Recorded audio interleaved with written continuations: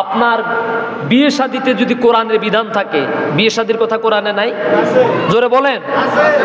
আছে। কিন্তু আপনি যদি আপনার এই সোশ্যালি এলাকার যত বিয়ে শাদী হয়েছে অতীতে, যদি কোরআনের আয়াত দিয়ে একটু ভালোভাবে যাচাই বাছাই করেন, অধিকাংশ বিয়ে ইসলামের বাহিরে, ইসলাম বহির্ভূত নিয়মের মাধ্যমে হয়েছে। ঠিক কিনা বলেন? আপনারা যে বললেও ঠিক, না বললেও ঠিক। কোরআনে যেভাবে, কোরআন এবং সুন্নাতে যেভাবে বিয়ে শাদীর কথা বলা আছে, যেভাবে পালন করা দরকার, আমরা ওই যে বলছিলাম কোরবানির দিনে যার বাড়ির দরজায় যত মোটা তাজা গরু থাকে তারে আমরা বড় মুসলমান মনে করি। আপনার এলাকায়, আমার এলাকায় যতগুলো বিয়ে শাদী হয়, আলহামদুলিল্লাহ চেষ্টা করি আমরা। আগের চাইতে আগে তো আলেম ওলামারা একটু যদিও জিমানো ছিল, এখন কিন্তু সবাই জাগ্রত।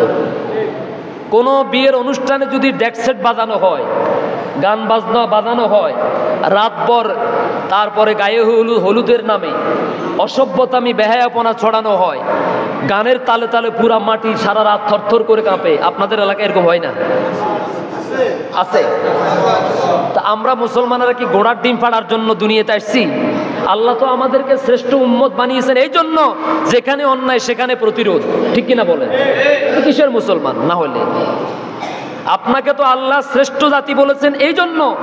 শ্রেষ্ঠ উম্মতের কাজ হলো সমাজ থেকে অন্যায়কে সমূল উৎপাটন করে, মূলচ্যুত করে সেখানে সত্যকে প্রতিষ্ঠা করবেন। ঠিক কিনা বলেন? মসজিদের ইমাম, মসজিদের খতিবের নেতৃত্বে বিয়ে বাড়িতে চলে যাবেন, আগে তাদেরকে ওয়াজ করে বুঝান, নসিহত করে বুঝান, ভাই এটা হারাম।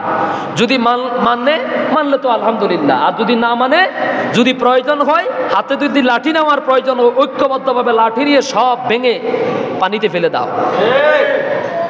একটা বিয়ের অনুষ্ঠান থেকে যদি আপনি গায়ে হলুদের নামে এই বেহায়াপনা দূর করতে পারেন, ডেক সেট বাজিয়ে সারা রাত এই বড় বড় বক্স বাজিয়ে মাটিকে কাঁপানো হয়, আপনি যদি মরার আগে আল্লাহর জমিনকে আপনার জুলুমের মাধ্যমে কাঁপান, 5 বছর কাঁপাবেন, সর্বোচ্চ 16 বছর কাঁপাবেন, 15 বছর কাঁপাবেন, আপনি মরার পরে এই মাটি আপনাকে কিয়ামত পর্যন্ত কাঁপিয়ে ছাড়বে, কোনো সন্দেহ নাই। কি কথা কি বোঝা গেছে? আপনি মরার পূর্বে মাটিকে কাঁপাবেন 5 বছর, আপনি মাটিকে কাঁপাবেন, জমিনকে কাঁপাবেন 16 বছর, আপনি তো জমিনের উপর কিয়ামত পর্যন্ত থাকতে পারবেন না। ঠিক কিনা বলেন?